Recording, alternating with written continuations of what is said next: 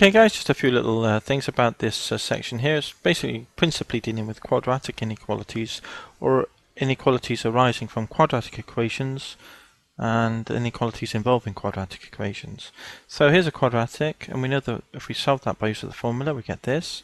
Now the questions often say something has no roots, one or more roots, two roots, or repeated roots, say for example.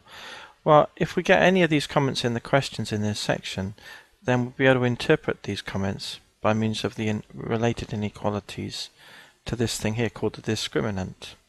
So this is the solution to a quadratic.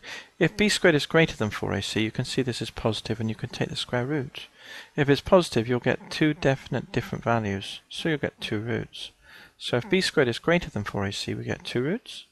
If b squared is greater than or equal to, then we could get two roots, as with this case. But if it equals, this would be 0, wouldn't it? And we'll just get plus or minus 0, so it's one root repeated.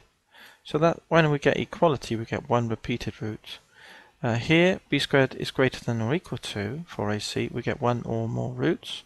And then when we get no roots to the equation, and the whole equation will either be above or below the x-axis, that is, because there's no roots, then that arises when this is a negative square root, because it will give no solutions.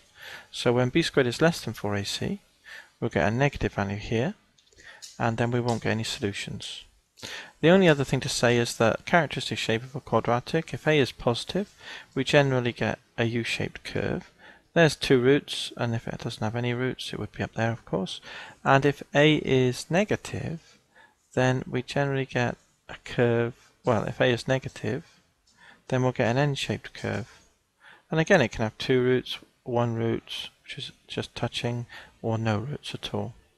So those are the general guidelines for these sorts of problems, the context of the problem when we're dealing with quadratics and trying to write down inequalities arising from questions about quadratics. So all the best in this section then, guys, and I'll catch you in the next one.